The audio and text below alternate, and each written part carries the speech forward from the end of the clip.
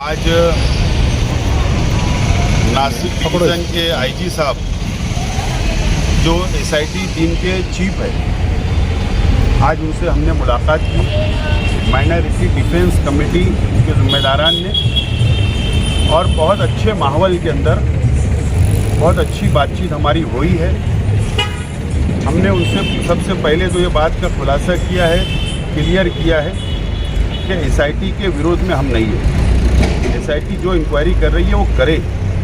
हमने एकदम साफ तौर पर कहा है कि किरीट सोमैया जो शहर में आकर जिस तरीके से दबाव तंत्र वापरने का काम कर रहे हैं, दबाव बनाने की कोशिश कर रहे हैं, हमारी उनसे मुखालफत है, उनसे हमारा विरोध है।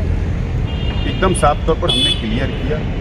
दूसरी बात हमने ये भी क्लियर की, अगर कोई रोहिंग्या, कोई बांग्लादेशी, कोई पाकिस्तानी अगर इलीगल तौर पर हिंदुस्तान में आया है और हमारे शहर में रहता होगा, अगर आपको हाथ लगता है तो ले जाओ, हम उसका समर्थन नहीं करेंगे, उसकी हिमायत नहीं करेंगे। लेकिन मालेगांव शहर की आवाम को, खास तौर पर गौर गरीब लोगों को, औरतों को, महिलाओं को, जिस तरीके से हमको नज़र आ रहा है कि गरीब लोग इसके अंदर ज़्यादा नज़र आ रहे हैं, जो अपना दाखला बनाए, आधार कार्ड बनाए, जन्म दाखला बनाए, लिविंग सर्टिफिकेट बनाए, तो उन लोगों ने एक एजेंट के मार्फत बनाया। कम पढ़े लिखे लोग हैं। हमने उनसे रिक्वेस्ट की कि औरतों के लिए आप थोड़ा हमदर्दी का नज़रिया रखे, हमदर्दी उनसे रखिए। आज 2 औरतें जेल के अंदर है, 5 दिन की पीसी मिली हुई है, उनका परिवार परेशान है, बच्चे परेशान है, शहर परेशान है, शहर में डर का माहौल है। इस तरीके से हमने कहा तो उन्होंने यकीन दिलाया है कि हम सहानुभूति रखेंगे, हमदर्दी रखेंगे, आप इत्मीनान रखेंगे। हमको उन्होंने यकीन दिलाया है।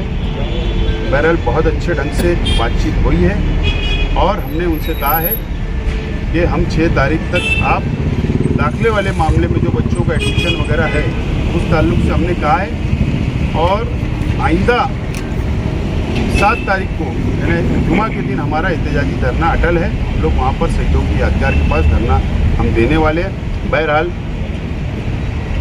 जो आज की मुलाकात हमारी अपनी हुई है, बहुत अच्छी बातचीत हुई है। हमने उनको मेमोरेंडम भी दिया है और उन्होंने कहा है कि हम सहयोग करेंगे, आप भी सहयोग करें। इस तरीके का आज बातचीत हुई है। आज माइनॉरिटी डिफेंस कमेटी ने एसआईटी की पूरी टीम के साथ मुलाकात की और जो हमारी डिमांड थी, एक बड़ी कामयाबी हम इसे मानते हैं कि आज जो आईजी साहब थे उन्होंने कहा कि आपकी जो डिमांड है कि लोगों के घरों पर जाकर जो पूछताछ और कागज़ पत्तर लिए जा रहे हैं उससे एक डर और खौफ का जो माहौल है, उन्होंने कहा कि वो हम आने वाले सैटरडे से यहीं पर शुरू कर देंगे, यहीं पर बुलाएंगे, यहीं कागज़ पत्तर जांच करेंगे। उससे ये होगा कि जो लोगों ने कागज़ पत्तर बनाया है, कम से कम उनके जिम्मेदार घर का जो बड़ा है वो साथ में आएगा और कागज़ पत्तर चेक होगा। तो जो शहर में एक खौफ का माहौल है उसमें कहीं ना कहीं कमी आएगी। दूसरा, बच्चों के एडमिशन का जो सवाल है उसको उन्होंने कहा कि हम सरकार को वो भेजते हैं और मेमोरेंडम जो है आपका वो सरकार को भेजते हैं, और आगे जो है उसमें हम कोशिश यही करेंगे कि बच्चों का तालीम का नुकसान ना हो।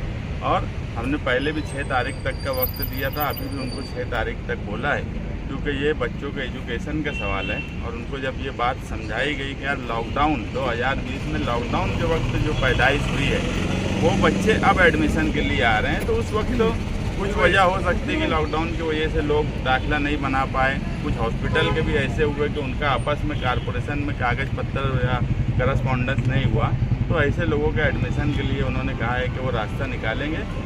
कुल मिला के आज जो डिफेंस कमेटी की मीटिंग हुई, ये इंशाअल्लाह आने वाले वक्त में शहर के हक में एक अच्छा हो जाएगा, और जो तकलीफ हो रही है उसमें कहीं ना कहीं कमी आएगी।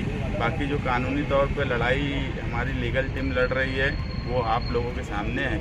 हम बस यही चाहते हैं कि जिस हिसाब से कार्रवाई हो रही है, और ख़ास तौर से जैसे अभी आसिफ भाई ने बात बताया कि औरतों के मामले में ख़ास तौर से कि कहीं ना कहीं नरम रवैया होना चाहिए, और उन्होंने ये बात मानी है। और उन्होंने कहा कि हम हमारी टीम में 2 लेडीज़ पुलिस को भी लिया, वो भी वहाँ बैठे थे। तो ऐसा लगता है कि आने वाले वक्त में कुछ नरम रवैया होगा। जुमा को धरना ना दिया जाए, ऐसा कोई अपील वगैरह की ये है? हमारा अटल है। नहीं तो कुछ की बोलेगा क्या? हमारा धरना अटल अपील उपिल हम मानते हैं उनसे। ठीक है।